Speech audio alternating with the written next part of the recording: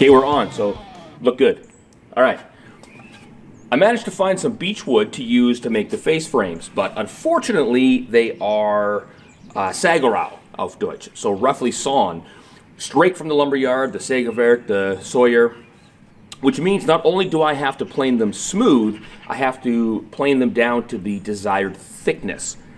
I've never done this before, and I don't have a thickness planer, although looks like I'm going to be buying one.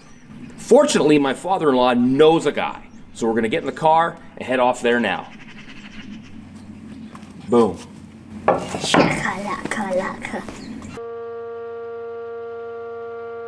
Despite the pre-World War I technology, this thing did okay. Always nice to have some assistance on hand, of course.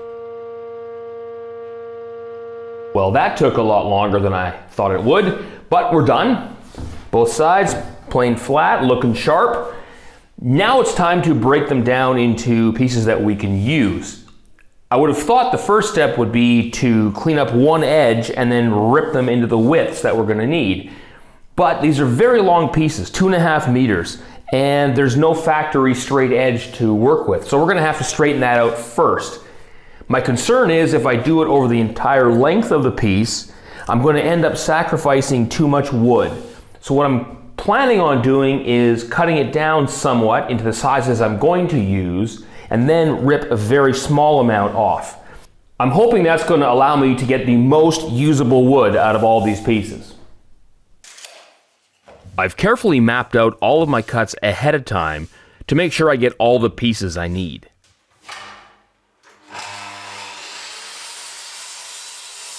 It occurs to me that the safest, most effective way to get a straight edge on these pieces is to start off with the track saw. When they're this unstraight, the table saw can be very unforgiving. A track saw is extremely handy in this scenario, especially for a rookie like myself. Don't forget your mask though, like I did.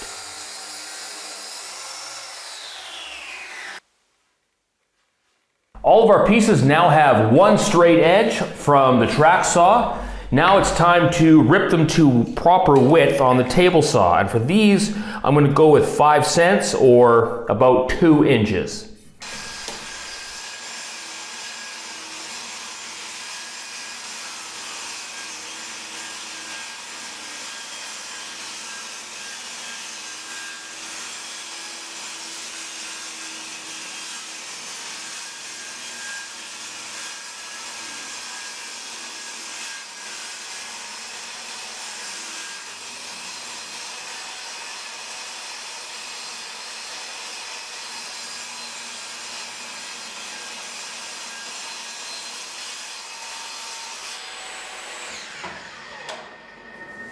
I mark all my pieces to avoid mistakes later. All the pieces ripped to the proper width means it's time for us to go into the cabinets, cut these for length, and start building some face frames. However, it is currently Saturday evening, and I'm a big momentum guy, so once I get going on this next step, I'm not going to want to stop until they're completely built, and that's going to be kind of late tonight. So we're going to put this off till Monday morning, first thing. That's going to give me time to clean up this terrible mess. Endlich ist Montagmorgen da. Montagmorgen, that's hard to say, Monday morning. Ich kann wieder arbeiten. But does it really work if you're looking forward to it? I don't think so. 2 parts today. First part, we're going to start constructing the face frames that we cut out for the lower and the upper cabinets. Before we put the face frames up here though, we need to put some shelves in. They're going to be very difficult to install after the face frame. So we're going to build those as well. And of course, there's going to be a little wrinkle. So let's get started. I start with the vertical pieces, the stiles, first, since they run the entire height of the cabinet. We do that so we can hide the end grain. With those cut and clamped in place, I mark out and cut the horizontal pieces. And we're going to attach them with glue and pocket screws.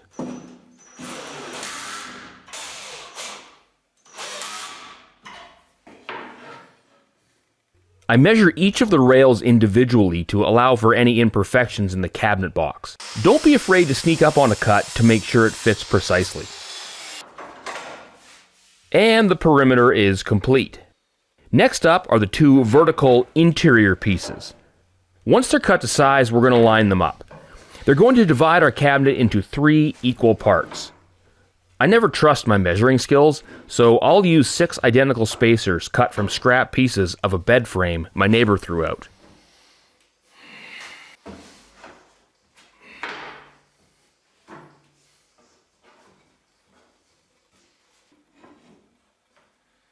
Glue, clamps, pocket holes.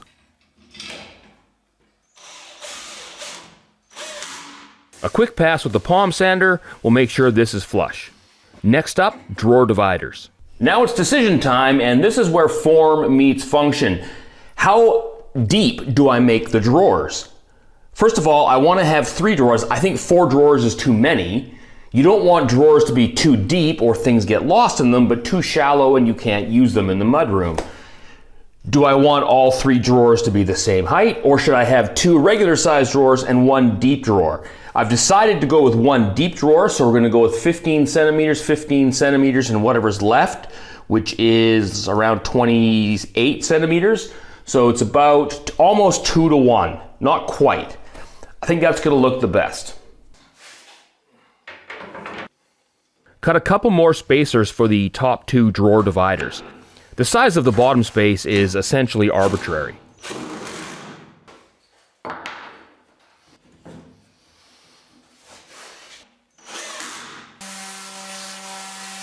I prefer sanding outside whenever possible.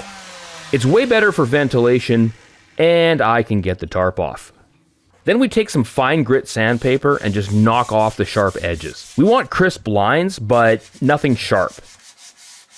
1 frame done, 1 to go. I'm going to build this one much in the same fashion as I built the lower cabinet, starting with the upright pieces first.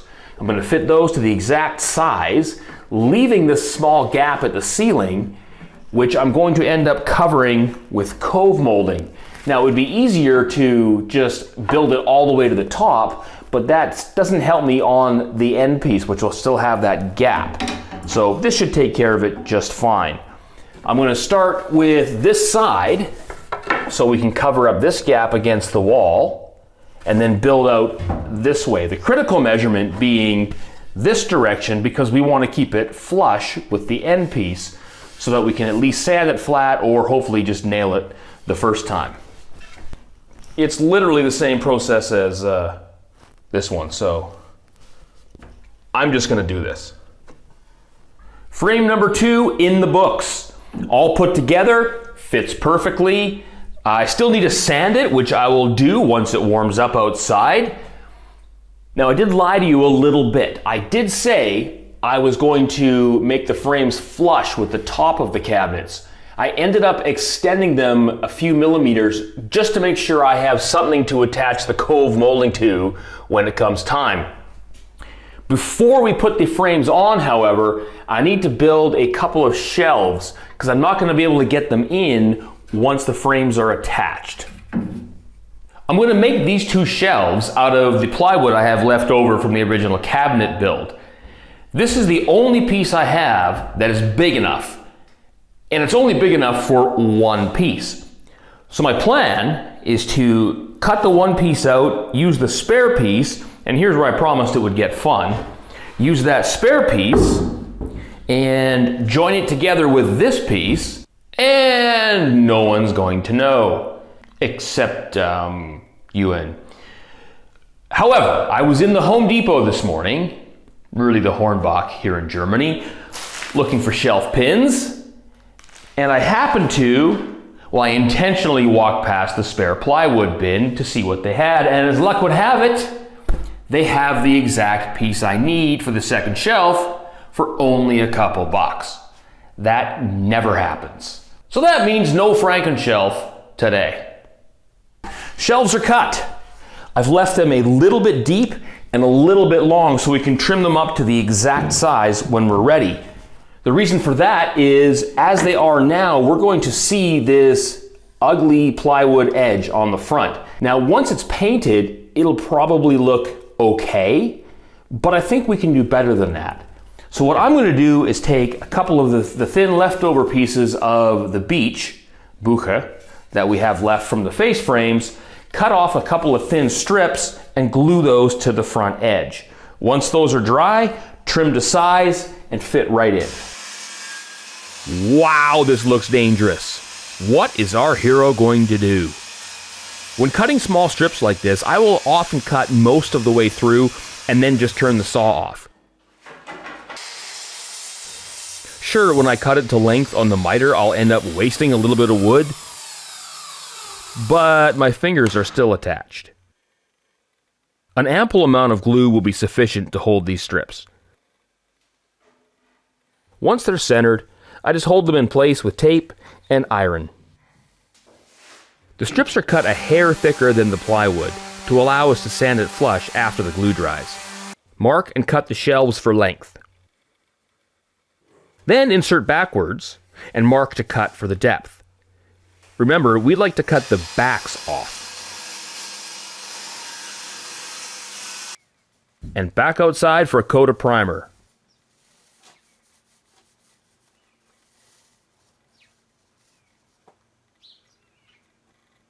Yep, avert your eyes. Tarps off, boys. We've got both shelves primed and ready to paint. Need to get them completed today and installed before we put the face frame on, because I'm not going to be able to fit them in afterwards.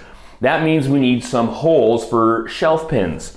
I don't have the fancy jig or the drill bit, but I did make one so I can get uniform holes across the entire project. I usually make sure to drill a test hole to avoid any mistakes on the cabinet. Some yellow tape makes for a simple depth gauge. I practice on this side of the cabinet first. If I drill through, it's going to be hidden by the wall. The right side is far more critical. Painted, installed, perfecto. I've already primed the face frames for both the lower and the upper cabinets. We're going to install those with glue and brad nails, which are going to leave tiny little holes in the frame that we're going to want to fill in. So the prime is no problem. We can still sand over that. I don't want to put the final paint on until those holes are filled. I was careful not to prime the back of the frame because the bare wood is going to give us the strongest glue bond. When I installed the upper cabinets using the pre-drilled screw holes, I noticed that one of them lined up with the electrical cable that we had just run into the wall. So I didn't really feel like drilling the screw right through that. We're okay with only 7 screws holding it on, it's nice and strong, but now we're left with this empty hole, and I can't really abide by things that aren't symmetrical. So I got up my Dremel tool, cut the head off a screw, and it's just going to sit right in there. Okay, face frame time. I think we're all set. We're going to glue this on and tack it with 1 1/4 inch brad nails, 32 millimeters. Kind of weird. Brad nails. So I got that set, ready to go. We have a test piece with some scrap of the face frame and some plywood to make sure we got the right depth. We have a wet rag for the glue. We have clamps. So I think we're all set. Let's get at it. I make sure to use enough glue here. Too much is better than not enough, and it's going to clean up really easy on a painted project. I carefully clamp the face onto the cabinet with particular focus on aligning the outside edge. Okay, looks like we're in place, ready to go. Ready for the nail gun. I got ear pro, of course, because this is actually very loud all at once, and eye protection, because I did take a nail in the eye one time. A story I'll tell another time. You can see I've already painted part of the outside of the cabinet. I can avoid having to do any taping or cutting for the final paint job. I didn't paint the entire outside so that I can still sand that edge flush. Okay, it looks like we've hit a bit of an unexpected snag, which all snags are technically unexpected. That's why they're snags. I had a plan, a very good plan, a Swiss watch, if you will, to install the drawers. My plan was to use the undermount drawer slides that mount to the back. I was going to mount them to a piece of 3/4 inch plywood, screw those directly into the back, and then attach to the face frame. That meant I did not require an interior piece to the cabinet. Wonderful. However, it appears that that those particular drawer mounts slides have been discontinued and I cannot find them. So I'm going to have to attach them to the side. I still want to use the same undermount full extension drawer slides, but I'm going to have to attach them to the side of the unit, which is going to be difficult in this area here. Fortunately, I have some plywood left over from the original build, so I'm going to be able to build an interior piece that fits in here. Now, securing it, I'm going to have to use pocket holes to secure it to the bottom of the cabinet. As for the back, it's all 1/4 inch backing except for the stretchers at the top and the bottom. So I'm going to be able to attach it there and there. Face frame, we'll hit a couple of brad nails in there to secure it, and then I'm going to build a stretcher to go across to secure it from the top. A little extra work that I had not anticipated, but the good news is this will give me an additional contact point for when I screw in the countertop. So, you know, swings and roundabouts. Same process for this face frame. Lots of glue and brad nails. The upper frame is a little more difficult with nothing for the clamps to grab onto, so I need to enlist a little help. And on the wall. On the wall. And it's right about now that I realize I forgot my safety glasses.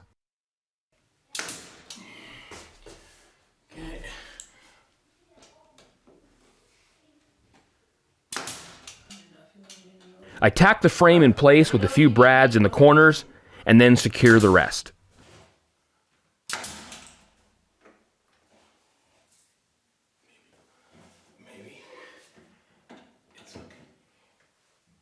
And for those of you keeping track at home, after 2 complete face frames, the score stands Attridge 2, blowouts, no score.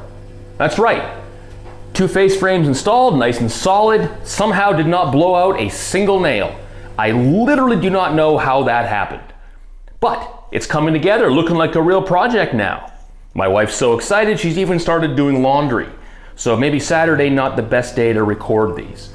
So we've come a long way, but we still have a fair amount of work to do.